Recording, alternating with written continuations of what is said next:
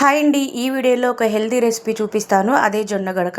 ఎముకలు స్ట్రాంగ్ అవ్వడానికి, షుగర్ కంట్రోల్లో ఉండడానికి చాలా యూజ్ అవుతుంది. సో అంతకంటే ముందు వెల్కమ్ టు అవర్ ఛానల్.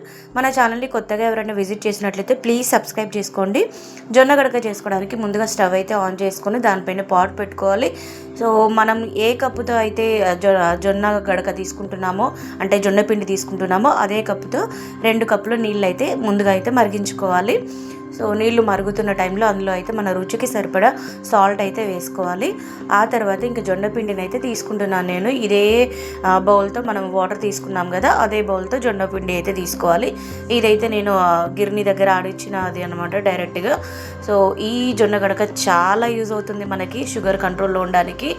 అట్లనే వెయిట్ లాస్ ఫ్రెండ్లీగా కూడా బాగా యూజ్ అవుతుంది. నేనైతే నా వెయిట్ లాస్ డైట్లోనే ఇది తీసుకుంటాను అనమాట. ఇంకా వాటర్ మరిగిన తర్వాత ఇంకా ఈ పిండిని కొంచెం కొంచెంగా వేస్తూ లంప్స్ లేకుండా ఇలా అయితే మొత్తం కలుపుతూ ఉండాలన్నమాట.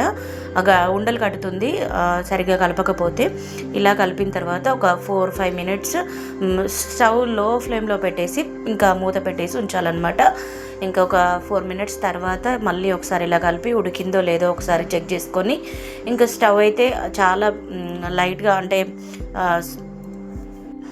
తక్కువ ఫ్లేమ్లో పెట్టేసి ఇంకా ఉంచేయాలి. ఆ తర్వాత ఒక 2 మినిట్స్ తర్వాత దించేసినట్లయితే ఇలా మనకి జొన్న గడక రెసిపీ రెడీ అయిపోతుంది.